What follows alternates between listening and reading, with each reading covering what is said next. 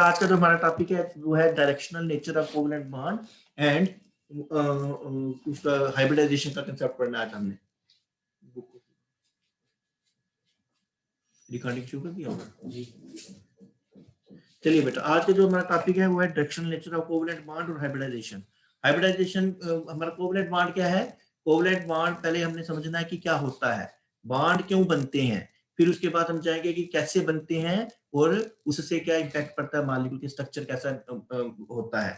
चलिए बेटा, हम शुरुआत करेंगे। सबसे पहले मैं आज आपको पहले 10 एलिमेंट्स लिखेंगे और उनके इलेक्ट्रॉनिक कन्फिगरेशन को देखेंगे और फिर देखेंगे आगे क्या होता है। सबसे पहला एलिमेंट है हमारा हाइड्रोजन। हाइड्रोजन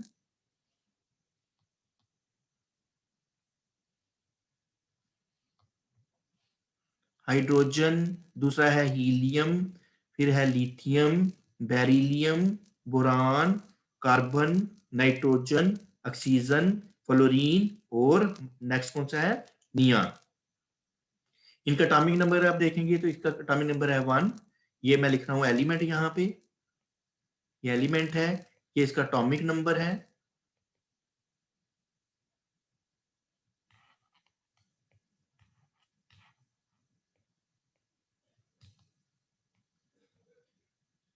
एटॉमिक नंबर लिखेंगे यहाँ पे 1 2 3 4 5 6 7 8 9 और 10।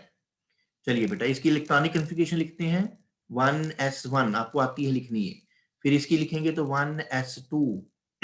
यहाँ देखेंगे तो 1s2 2s1 1s2 2s2 1s2 2s2 and 2p1। p को आज मैं px py और pz की फॉर्म में लिखूंगा ताकि आपको अनपेयर्ड इलेक्ट्रॉन निकालना जो है आसान लगे। 1s2 2s2, s सब शेल में एक ही ऑर्बिटल होता है, s होता है, और any orbital can accommodate at the most 2 electron. जब वो दो फिल हो जाते हैं तो नेक्स्ट ऑर्बिटल में इलेक्ट्रॉन को जाना होता है। यहाँ पे मैं अगर px लिखूंगा इसको डिस्टिंग्विश करने के लिए 2px 2py एंड 2pz। यहाँ पे भी था 2py और 2pz, पर क्योंकि इलेक्ट्रॉन खत्म हो गए थे इनमें इलेक्ट्रॉन गया नहीं। यहाँ पे क्योंकि अभी मेरे पास 2 इलेक्ट्रॉन बचते हैं 2s2 के बाद, तो एक इलेक्ट्रॉन यहाँ और एक इलेक्ट्रॉन यहाँ पे, क्योंकि हमने पढ़ा था जब भी सिंगली फिल्ड नहीं होंगे सारे ऑर्बिटल्स सेम एनर्जी के, तो पेयरिंग जो है शुरू नहीं हो सकती। ठीक है बेटा, horns rule of maximum multiplicity. अब थर्ड का जो एटॉमिक नंबर 7 है उसका configuration 1s2 2s2 2px 2py 2pz, क्योंकि जो p सब शेल है उसमें 3 ऑर्बिटल्स हैं और इसमें अगर एक एक एक, जैसे मैंने चिड़िया के बच्चों की आपको एग्जांपल देके बताया था, एक चिड़िया आई उसके पास 3 दाने हैं और 3 ही यहाँ पे बच्चे हैं 2px y और z। चिड़िया का प्यार क्योंकि सभी के लिए बराबर है इसलिए सभी को पहले एक एक एक दाना देगी, फिर बचेगा तो पेयरिंग शुरू हो जाएगी जैसे कि एटॉमिक नंबर 8 में शुरू होनी है। 1s2 2s2 2px 2py 2pz, पहले तो तीनों को एक एक देगी, एक एक एक। अब जो चौथा दाना है वो किसी को भी दे सकती है, क्योंकि चौथा मतलब 8 इलेक्ट्रॉन टोटल है, 7 हो गए हैं, तो 8वां वो किसी को भी दे, तो यहाँ पे मैं 2px2 लिख दूंगा। सिमिलरली 9th एटॉमिक नंबर के लिए 1s2 2s2 2px2 2py2। अब डबलिंग कहीं पे भी हो सकती है, z में या y में, तो मैंने सिमेट्रिकली लिखा है तो इसलिए 1 लिखूंगा। और जब नियॉन में पहुंचे तो 1s2 2s2 2px2 2py2 and 2pz2। In atomic number configuration से मैं क्या निकालने वाला हूं? Number of unpaired electrons. Unpaired electron, unpaired electron mean जो एक ऑर्बिटल में 2 इलेक्ट्रॉन रह सकते हैं और दोनों इलेक्ट्रॉन जो है अपोजिट स्पिन के होते हैं। जब एक ऑर्बिटल कंप्लीटली फिल्ड होता है तो उसको बोलते हैं ये कंप्लीटली जो है इसमें पेयरिंग हो गई है। यहाँ पे नंबर ऑफ अनपेयर्ड इलेक्ट्रॉन 1 है, क्योंकि इस एस सब शेल के एस ऑर्बिटल में एक ही इलेक्ट्रॉन है। यहाँ पे नंबर ऑफ इलेक्ट्रॉन 0 है, क्योंकि दोनों इलेक्ट्रॉन एक ही ऑर्बिटल के अंदर हैं। यहाँ पे यहाँ तो पेयर है लेकिन यहाँ पे अनपेयर्ड है, एक अनपेयर्ड इलेक्ट्रॉन है। यहाँ पे 0 है क्योंकि दोनों ही पेयरिंग है। उसके बाद अगर आप यहाँ देखेंगी 1s2 और 2s2 में दोनों पेयर्ड है, px में एक है, px में एक और y में एक, तो टोटल अनपेयर्ड इलेक्ट्रॉन 2 हो गए। px में एक, y में z में तो 3 हो गए। यहाँ पे px में फिर पेयरिंग हो गई है, अनपेयर्ड इलेक्ट्रॉन सिर्फ 2 ही बचे हैं। यहाँ पे अनपेयर्ड इलेक्ट्रॉन 1 बचा है और यहाँ पे अनपेयर्ड इलेक्ट्रॉन जो है हमारे पास फिर से 0 हो गया है।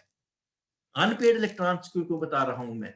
जब भी कोई केमिकल बॉन्ड बनता है तो बनता है कि वो इलेक्ट्रॉन जो है वो पेयर होना चाहते हैं, या ऑक्टेट रूल है, अगर आप उसको देख सोचेंगे तो आपको पता है कि जो हमारे नोबल गैसेस हैं इनको स्टेबलेस्ट जो है हमारे माना जाता है।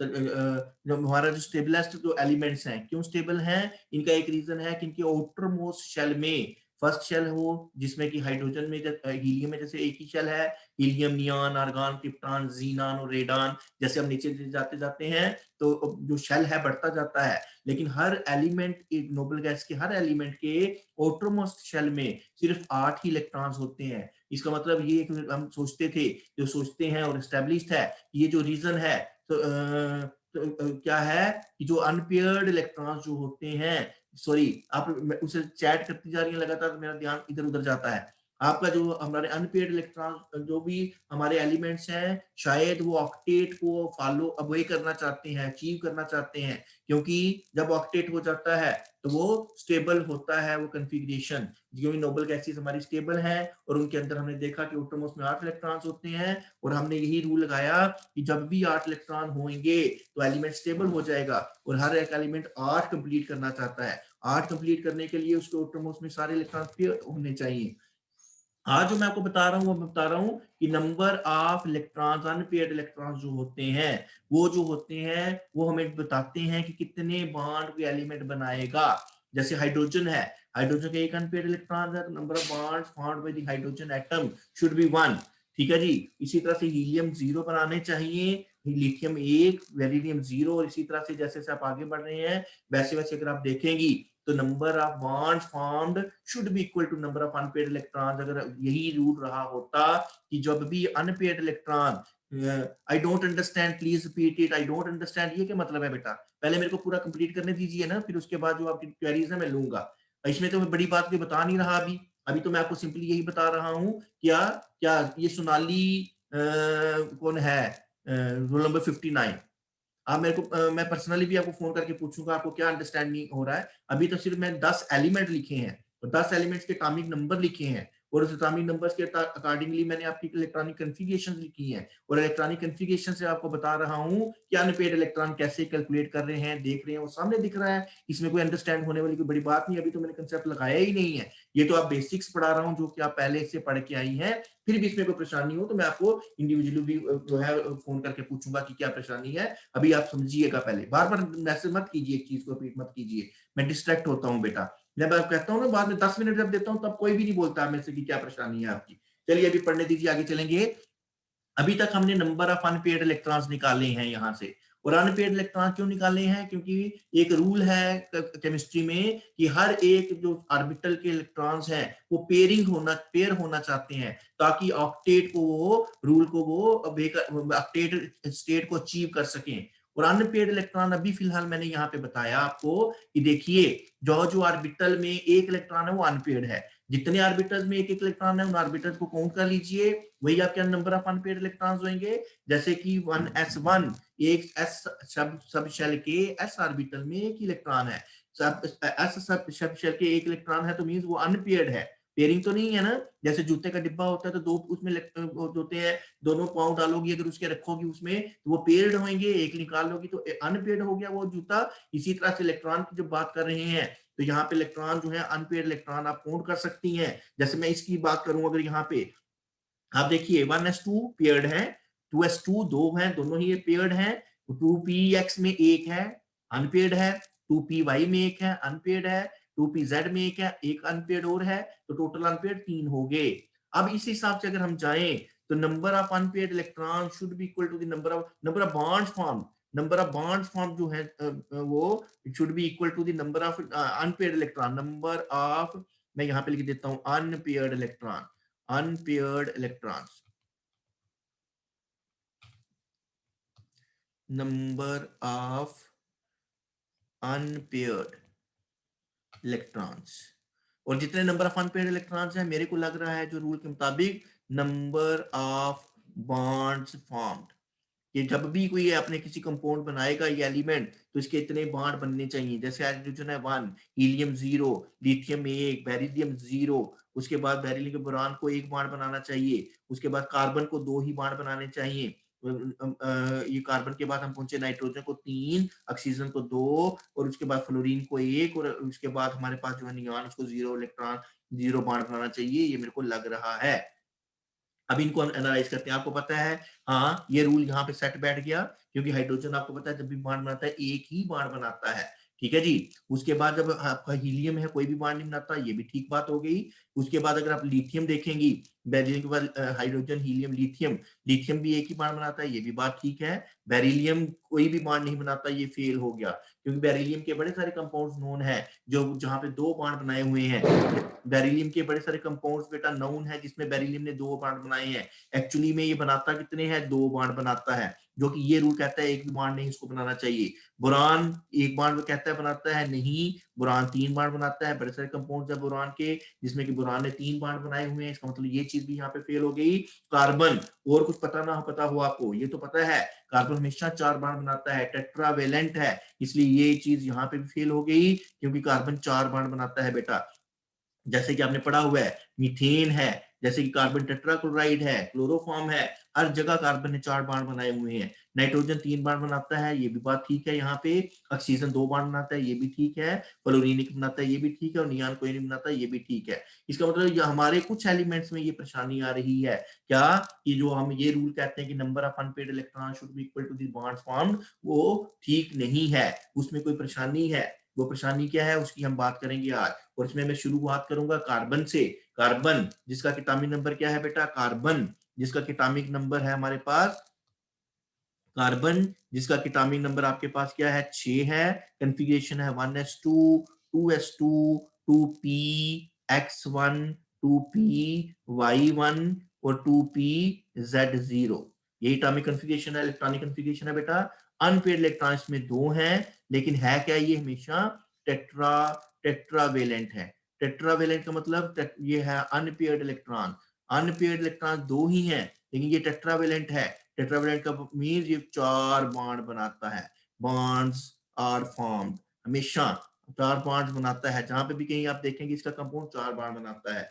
4 बॉन्ड बनाता है, फिर कैसे हो सकता है 4 बॉन्ड बनाने के लिए हमारे पास एक रूल है यही, कि जब भी बॉन्ड बनाने हैं तो इलेक्ट्रॉन अनपेयर्ड होना चाहिए। अब कार्बन को अगर 4 बॉन्ड बनाए हुए हैं, इसने हर जगह पे बनाए हुए हैं, तो इसका मतलब ये इसको पास 4 अनपेयर्ड इलेक्ट्रॉन्स होने चाहिए। यहाँ तो 2 ही दिख रहे हैं, अब 2 दिख रहे हैं, इसका मतलब 4 पहले मेरे को अनपेयर्ड करने पड़ेंगे। कोई तरीका ऐसा लगाना पड़ेगा, कोई चीज ऐसी सोचनी पड़ेगी जिससे कि मैं ये एक्सप्लेन कर पाऊं, मैं ये बता पाऊं कि हाँ कार्बन में 4 अनपेयर्ड इलेक्ट्रॉन्स हो सकते हैं। अभी कितने हैं बेटा, 2 ही हैं। अब जब इसको, अब होता क्या है आपको पता ना ऑर्बिटल्स की एनर्जी कैसी है। एनर्जी को अगर आप इधर बढ़ते हुए दिखा रही हैं, सबसे नीचे है एस 1h, उसके ऊपर किसकी एनर्जी है 2s, फिर कौन है 2p।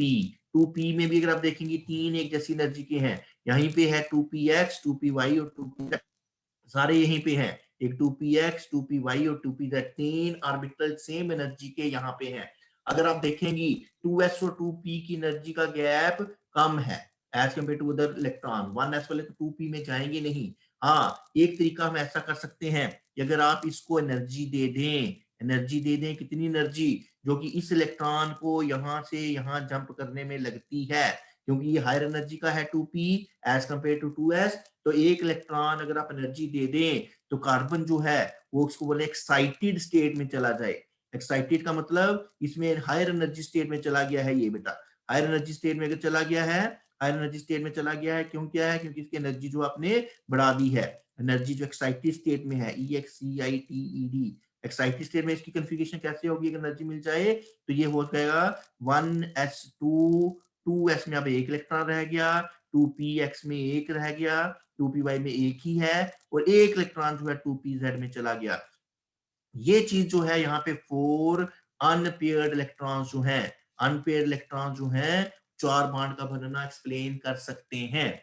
अब 4 बॉन्ड का बनना एक्सप्लेन कर सकते हैं, तो इसमें भी अगर आप देखेंगे एक बॉन्ड बनेगा s ऑर्बिटल से जो कि स्फेरिकल सिमेट्रिकल है, एक बॉन्ड बनेगा px में जो कि आपका डम्बेल शेप्ड है, एक बनेगा py से, अगर आप इसको x एक्सिस मान रहे हैं, ये डायरेक्शन आपकी x है, ये डायरेक्शन आपकी y है, और ये डायरेक्शन आपकी z है। तो इसका मतलब p ऑर्बिटल जो होंगे वो 3 अलग अलग डायरेक्शन में इंक्लाइंड होंगे, उनका जो इलेक्ट्रॉन है वो इस डायरेक्शन में, जैसे पी वाई है तो इसका इलेक्ट्रॉन यहाँ यहाँ यहाँ इसके अंदर अंदर अंदर कहीं पे भी रह सकता है, पर वो जब भी रहता है तो वाइड डायरेक्शन में रहता है। जिस भी एलिमेंट को, जिस भी एटम को इसके साथ आके बॉन्ड बनाना है तो उसको इस डायरेक्शन में, वाई डायरेक्शन में अप्रोच करना है इस एलिमेंट को, ताकि इस एटम को, ताकि बॉन्ड बना पाए। इसका मतलब अगर आप कह रही हैं कि अगर हाँ ये 2s है, ये 2px है, ये y और z है, 2p के 3 ऑर्बिटल्स हैं, 2px y और z, तो 3 बॉन्ड की 4 बॉन्ड बन सकते हैं, क्योंकि चारों में एक एक इलेक्ट्रॉन आपने अनपेयर्ड दे दिया, अनपेयर्ड इलेक्ट्रॉन एक एक सभी में अनपेयर्ड इलेक्ट्रॉन दे दिया। आपने मान लिया हाँ इसमें चारों में अनपेयर्ड इलेक्ट्रॉन्स हैं और ये अब ये 4 बॉन्ड बनाने के काबिल है, कौन? कार्बन। ठीक है, अगर आप ऐसा कहती हैं तो 4 बॉन्ड बन सकते हैं, किस किस से? एक बनेगा एस से, एक बनेगा पी से, पी के एक्स से, एक बनेगा पी के वाई से, एक बनेगा पी के जेड से। चलिए हम इसमें फॉर एग्जांपल हम लेते हैं कि 4 हाइड्रोजन आते हैं और बॉन्ड बनाते हैं, जैसे कि मीथेन में अगर कंपाउंड बना हुआ है तो 4 हाइड्रोजन ने कार्बन के साथ बॉन्ड बनाए हैं। अगर ये ही वाकई में ऐसा होता होगा कि 4 ऑर्बिटल्स में अनपेयर्ड इलेक्ट्रॉन्स हैं और 4 हाइड्रोजन ने आके बॉन्ड बनाने हैं, तो ये बॉन्ड किस तरह से बने होंगे बेटा? एक 2s जो है कार्बन का और एक 1s जो है हाइड्रोजन का, ये आएंगे और इनके इलेक्ट्रॉन जो है यहाँ पे शेयर हो जाएंगे और यहाँ पे एक बॉन्ड बनेगा। यही जो शेयरिंग होती है इलेक्ट्रॉन्स की between the two atom, this is called covalent bond. आज हम कोवलेंट बॉन्ड की बात कर रहे हैं कि वाकई में अगर कार्बन के 4 बॉन्ड इस तरह से बने हैं तो एक बॉन्ड बनेगा 2s of carbon and 1s of hydrogen, एक बॉन्ड बनेगा px ऑफ कार्बन और p और एंड 1s ऑफ हाइड्रोजन। इसका मतलब ये बॉन्ड बनेगा इस डायरेक्शन में। ये 2 एरो जो मैं लिख रहा हूँ, एक इलेक्ट्रॉन कार्बन का जो कि 2px में था और एक इलेक्ट्रॉन हाइड्रोजन का जो कि 1s लेके आया, क्योंकि हाइड्रोजन की कॉन्फ़िगरेशन अगर आप देखेंगी तो ये 1s1 है। ठीक है जी, ये पी, इसका मतलब यहाँ पे जो ओवरलैपिंग हुई किस किस के बीच में हुई है? पी, यहाँ पे जो ओवरलैपिंग हुई है वो हुई है किस किस के बीच में? पी एक्स और एस के बीच में। एक्स को भी छोड़े तो अगर हम देखें यहाँ पे जो ओवरलैपिंग हुई है वो किस किस के बीच में हुई है? वो ये पी और एस की ओवरलैपिंग है। यहाँ पे अगर आप देखेंगी तो यहाँ पे जो बॉन्ड बन रहा है वो पी वाई और एस के बीच में बन रहा है, मींस इस डायरेक्शन में बन रहा है, ओवरलैपिंग हो रही है, शेयरिंग हो रही है इलेक्ट्रॉन्स की बेटा। और यही जो शेयरिंग है यही दो एटम्स को बांध के रखती है अपने साथ, एक दूसरे के साथ साथ। इसमें भी जो ओवरलैपिंग हो रही है पी एस ओवरलैपिंग है, और यहाँ पे अगर आप देखेंगे पी जेड से अगर बॉन्ड बन रहा होता तो ऑर्बिटल ऑफ कोर्स इस डायरेक्शन में ओवरलैप करते ये, लेकिन ओवरलैपिंग फिर क्या होती? पी एस ओवरलैपिंग होती। पी किसका? हाइड्रोजन का। एस किसका? सॉरी, पी किसका? कार्बन का। एस किसका? हाइड्रोजन का। ठीक है जी, तब ये हमारी ये ओवरलैपिंग इस तरह से होती। और अगर वाकई में ये 4 बॉन्ड इन 4 अनपेयर्ड इलेक्ट्रॉन से जो कि 4 कार्बन के ऑर्बिटल्स में, एक एस में और 3 पी में है, तो 4 हमारे बॉन्ड इस तरह से बनते। ये 4 बॉन्ड बनते, आप देख रही हैं इसमें से 3 एक तरह के होते, वो बनते पी एस ओवरलैपिंग से। एक एक तरह का होता है जो बनता है एस एस ओवरलैपिंग से। और बेटा आपने पढ़ा हुआ है, यही मेरे लिए बेनिफिट है कि जो कुछ चीजें मैं डायरेक्ट भी बोल सकता हूँ कि आप सारा कुछ ये पढ़ के आई हैं, लेकिन फिर मैं बता रहा हूँ जहां जहां डाउट होगा मैं क्लियर करूंगा। लेकिन यहाँ पे पी, एक एस एस ओवरलैपिंग है और एक पी एस ओवरलैपिंग है। एक एस एस ऑर्बिटल ओवरलैप करके शेयरिंग करी है और 3 पी और एस ने 3 जगह पे पी और एस ने ओवरलैप करके जो है बॉन्ड बनाए हैं। इसका मतलब 2 तरह के बॉन्ड बनने चाहिए, एक एस एस ओवरलैपिंग वाला और 3 जो है पी एस ओवरलैपिंग वाले। और आपको पता है एस एस ओवरलैपिंग जो है it is more effective as compare to P S overlapping. Effectiveness अगर आप देखेंगी कि कौन ज्यादा इफेक्टिव है, इफेक्टिव का मतलब कौन एक दूसरे के अंदर घुल मिल जाता है, तो एस एस में शेयरिंग बड़ी खतरनाक होती है एज कंपेयर टू पी और एस से।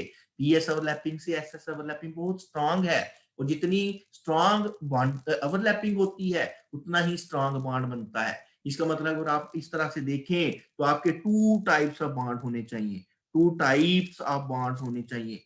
2 टाइप्स ऑफ बॉन्ड्स का मतलब एक बॉन्ड जो है वो स्ट्रांगर होना चाहिए, ठीक है जी, और 3 बॉन्ड जो कि एक जैसे होंगे पीएसपी, पी और एस, पी और एस की ओवरलैपिंग से, वो थोड़े वीकर होने चाहिए। ठीक है जी, अगर हम ये कंसेप्ट लेके चलें तो हमारे पास जब भी कार्बन किसी भी एलिमेंट के साथ, सेम एलिमेंट्स के साथ अगर बॉन्ड 4 बॉन्ड बनाएगा तो वो चारों बॉन्ड जो हैं उनमें से एक बॉन्ड जो है स्ट्रांगर होना चाहिए और 3 बॉन्ड थोड़े से वीकर होने चाहिए एज कम्पेयर टू जो आपका एसएस ओवरलैपिंग से बॉन्ड बना है। मोर ओवर अगर ऐसे होता तो ये 3 बॉन्ड जो पीएस से बन रहे हैं इनके बीच का बॉन्ड एंगल 90 डिग्री होना चाहिए था। ये 3 बॉन्ड जो है वन अनदर के अगर आप इंक्लिनेशन देखेंगे तो इनके जो इंक्लिनेशन है they must be inclined to 90 degree to one another. में 3 बॉन्ड जो है उनके बीच का बॉन्ड एंगल का मतलब क्या हुआ कि जब डायरेक्शन देखिए पी को मैं ऐसे लिखूंगा, 3 पी इस तरह के ऑर्बिटल्स हैं, अलग अलग नहीं है, उसी कार्बन के ऊपर हैं, लेकिन एक इलेक्ट्रॉन इस डायरेक्शन में घूमता है, एक इलेक्ट्रॉन जो है इस डायरेक्शन में बेटा वाई एक्सिस की डायरेक्शन में, एक जेड एक्सिस की डायरेक्शन में घूम रहा है। ये 3 इलेक्ट्रॉन थे कार्बन के, अगर प्योर ऑर्बिटल से बॉन्ड बना होता तो 3 एस आके जुड़ते, एक इस डायरेक्शन में, एक डायरेक्शन में, एक डायरेक्शन में, एक बॉन्ड यहां बनता, एक बॉन्ड इस डायरेक्शन में बनता, एक बॉन्ड इस डायरेक्शन में बनता, और तीनों के बीच का जो बॉन्ड एंगल है वो कितना रहता, 90 डिग्री होना चाहिए। अगर हम प्योर ऑर्बिटल से बॉन्ड बनाने की कोशिश कर रहे हैं, अगर हम सोच रहे हैं कि जो बॉन्ड बनते हैं वो प्योर ऑर्बिटल्स में अनपेयर्ड इलेक्ट्रॉन्स होने की वजह से बनते हैं, ये हमारा थ्योरेटिकल कंसेप्ट, ये कैलकुलेशन थी, थ्योरेटिकल ऑब्जर्वेशन थी, ऐसा होना चाहिए। पर प्रैक्टिकली जब भी हमने देखा तो हमारे पास क्या था, 4 के 4 बॉन्ड सेम थे, हूबहू सेम थे। ऑल रिस्पेक्ट मीन उनकी बॉन्ड एनर्जी सेम थी, उनकी स्ट्रेंथ सेम थी, स्ट्रेंथ भी सेम थी। बॉन्ड एनर्जी सेम है तो नेचुरली स्ट्रेंथ भी सेम है। Bond energy is the amount of energy required to break 1 mole of the bond, और bond of energy is the bond energy required to energy release when 1 mole of the 1 mole of a particular type of bond is formed। ठीक है बेटा, वो जितनी energy ज्यादा निकलती है, हम कल भी कह रहे थे, उतना बॉन्ड स्ट्रॉन्गर बनता है। लेकिन जब भी हमने देखा तो 4 के 4 बॉन्ड एक जैसे थे, उनकी बॉन्ड एनर्जी एक जैसी थी, उनकी स्ट्रेंथ एक जैसी थी, उनकी बॉन्ड लेंथ एक जैसी थी। बॉन्ड लेंथ भी क्या होती है कि जब कोई बॉन्ड बन जाता है, शेयरिंग हो जाती है इलेक्ट्रॉन्स की बिटवीन 2 एटम, तो उनके सेंटर्स के बीच में कितना डिस्टेंस होता है, ठीक है, average distance between the centres of the 2 nuclei, this is called bond length. और जितनी इफेक्टिव आपकी ओवरलैपिंग हुई होगी,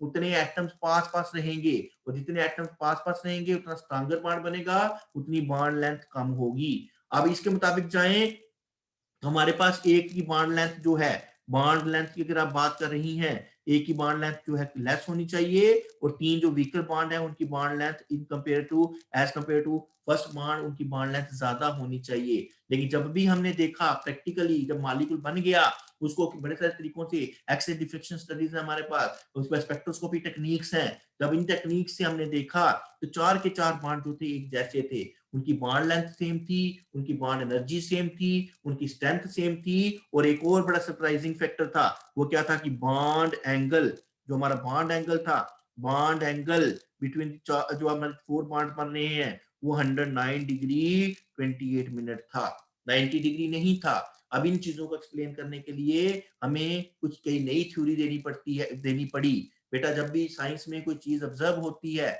उसको एक्सप्लेन करने के लिए पहले थ्योरी दी जाती है, कोई एजम्पशंस ली जाती है, पोस्टुलेट दिए जाते हैं, फिर उनको प्रैक्टिकली टेस्ट किया जाता है। अगर प्रैक्टिकली कोई चीज उसके अगेंस्ट जाती है, वो थ्योरी फेल हो जाती है, फिर दूसरी थ्योरी कोई दे देता है कि उसको जो नई चीज जहां पे वो थ्योरी फेल हो गई उसका जो ड्रॉबैक्स को ओवरकम करने के लिए तो नई थ्योरी दे दी जाती है। लेकिन अभी मैं कह रहा हूं कि जब आपने ये देखा कि 4 के 4 बॉन्ड एक जैसे हैं, 4 के 4 बॉन्ड का बॉन्ड एंगल जो है एक जैसा है, तो इनको प्योर ऑर्बिटल्स के केस में स्टडी करना पॉसिबल नहीं था। इनको ये बताना कि हाँ जी प्योर ऑर्बिटल से बॉन्ड बन रहे हैं, ऐसा कुछ भी नहीं था, ऐसा एक्सप्लेन नहीं हो पा रहा था। तो इसको एक्सप्लेन करने के लिए एक नया कंसेप्ट दिया गया, जो कि हमारा कंसेप्ट है हाइब्रिडाइजेशन, जो आज का मेरा टॉपिक है, हाइब्रिडाइजेशन।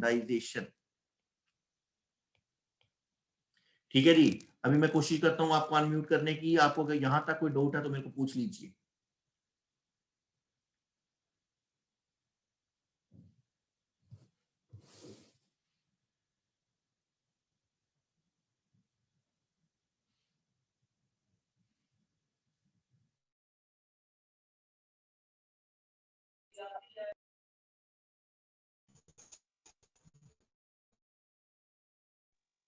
सर मुझे इलेक्ट्रॉनिक कॉन्फ़िगरेशन वाला समझ नहीं आ रहा था।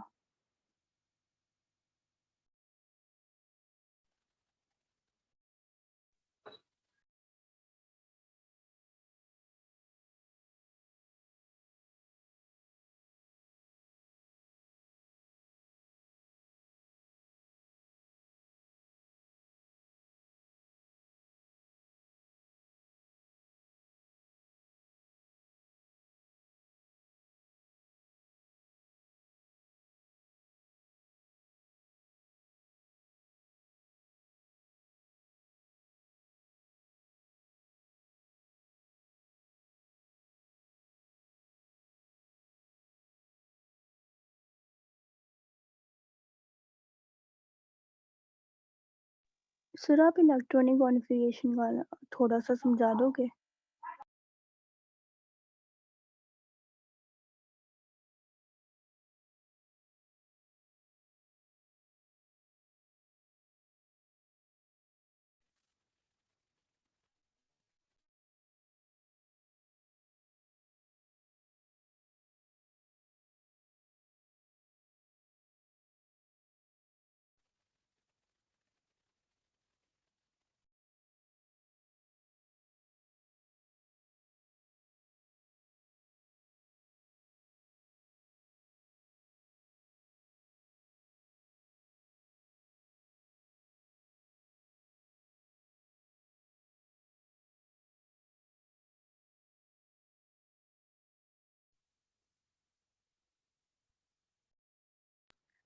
सर आप इलेक्ट्रॉनिक कॉन्फ़िगरेशन वाला समझा दोगे?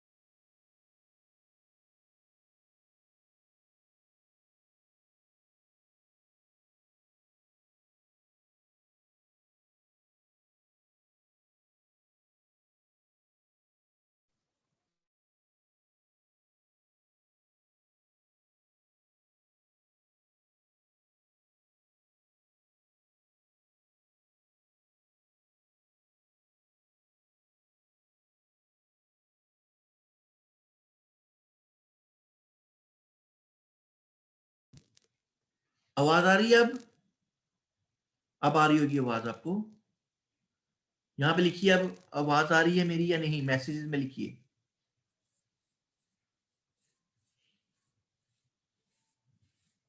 चलिए ठीक है। अभी देखिए इसमें 2-3 मिनट रह गए हैं, जो मैंने पहले बोला शायद आपको सुनाई नहीं दिया, मैं फिर से बता दूं। 2-3 मिनट इसी में मैं बात करता हूं आपके साथ। क्या कि हम जो इलेक्ट्रॉनिक कॉन्फ़िगरेशन की आप बात कर रही हैं कि इलेक्ट्रॉनिक कॉन्फ़िगरेशन का बता दीजिए, उसमें कोई बड़ी बात नहीं थी बेटा। मैंने आपको पहले भी बताया हुआ था कि आर्बिटल्स हमेशा increasing order of energy fill होते हैं, और इंक्रीजिंग ऑर्डर ऑफ एनर्जी अगर फिल होते हैं तो सबसे पहला जो आर्बिटल है हमारा 1s है, दूसरा 2s है, फिर 2p है। 2p जो आपका सब शेल है उसके अंदर 3 ऑर्बिटल्स हैं, और उसको अगर हम खोल के लिखें तो हम लिखेंगे 1s 2s 2px 2py and 2pz। जैसे ये मीटिंग खत्म होगी दोबारा ज्वाइन करना पड़ेगा आपको, मैं दोबारा से करूंगा तो आपको ज्वाइन करना, तब तक मैं ये बोल रहा हूँ 2s 2px 2py and 2pz। और बेटा जब इलेक्ट्रॉन्स आपके पास जितने हैं आप एक एक करके ऑर्बिटल्स को देते चलिए और आगे आगे बढ़ते चलिए। जैसे आपके पास एक ही इलेक्ट्रॉन है तो आपका सबसे पहले ऑर्बिटल में एक इलेक्ट्रॉन आएगा, आप लिखेंगे 1s1। अगर आपके पास 2 इलेक्ट्रॉन्स हैं तो आप लिखेंगी 1s2, क्योंकि जब तक पहला ऑर्बिटल पूरा फिल नहीं हो जाता सेकंड में आप नहीं जा सकती। अगर आपके पास 5 इलेक्ट्रॉन्स है बाय द वे, आप पहले ऑर्बिटल को एक देंगी 1s2, फिर दूसरे ऑर्बिटल को देंगी 2s2, अब एक इलेक्ट्रॉन बच गया आपका, तो आप px py और pz, क्योंकि तीनों एक जैसी एनर्जी के हैं, कहीं पे भी दीजिए। ये मैं अपनी मतलब सहूलत के लिए 2px लिख देता हूं, पहले ही 2px1 लिखता हूं। अगर आप 2py1 लिखेंगी या 2pz1 लिखेंगी तो वो भी बिल्कुल करेक्ट है, कोई इसमें परेशानी नहीं है। चलिए अगर एटॉमिक नंबर आपका 7 होगा बाय द वे, सबसे पहला ऑर्बिटल है 1s2, आप 1s उसमें 2 इलेक्ट्रॉन देंगी, फिर आपके पास दूसरा ऑर्बिटल है 2s, उसमें 2 दे देगी। स्क्रीन मैंने खुद नहीं शेयर की है, जो आपको दिख रहा है उतना ही है मेरे पास, क्योंकि मैं बोल रहा हूँ, लिख कुछ नहीं रहा हूँ अभी। उसके बाद 2s2, 2 और 2 4 इलेक्ट्रॉन हो गए। फिर उसके बाद आपके पास क्या बचा, 3 इलेक्ट्रॉन और बचे हैं। अब 3 ऑर्बिटल्स कौन कौन से हैं, 2px 2py और 2pz, क्योंकि वो तीनों एक जैसी एनर्जी के हैं, तो आप किसी को भी 2 नहीं दे सकती जब तक कि हर एक के हिस्से में एक एक ना आ जाए। तो आप लिखेंगे 2px1 2py1 2pz1।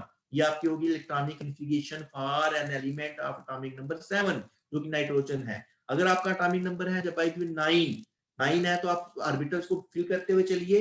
1s2 2 electron हो गए, 2s2 2 इलेक्ट्रॉन और हो गए 4, फिर 2px y और z एक एक दे दें, 4 और 3 7 हो सकते हैं, 7 एक एक दे दीजिए पहले सभी को। 7 के बाद 8 पहुंचना है तो 3 में से किसी एक को डबल कर दीजिए, आप लिखेंगे 1s2 2s2 2px2 2py1 2pz1। कितने इलेक्ट्रॉन हो गए, 2 4 6 और 2 8। अभी एक और देना है, तो आप जो 2py1 और z1 है उनमें से किसी एक को दे दीजिए, तो आपके पास इलेक्ट्रॉन जो है वो कॉन्फ़िगरेशन आ जाएगी 1s2 2s2 2px2 2py2 2pz1। ये हुआ एटॉमिक नंबर 9 का जो एलिमेंट होगा उसकी कॉन्फ़िगरेशन ऐसी होगी। ठीक है बेटा, अभी मैं स्क्रीन शेयर करूंगा दोबारा से, जैसे ही मैं ये मीटिंग खत्म होती है।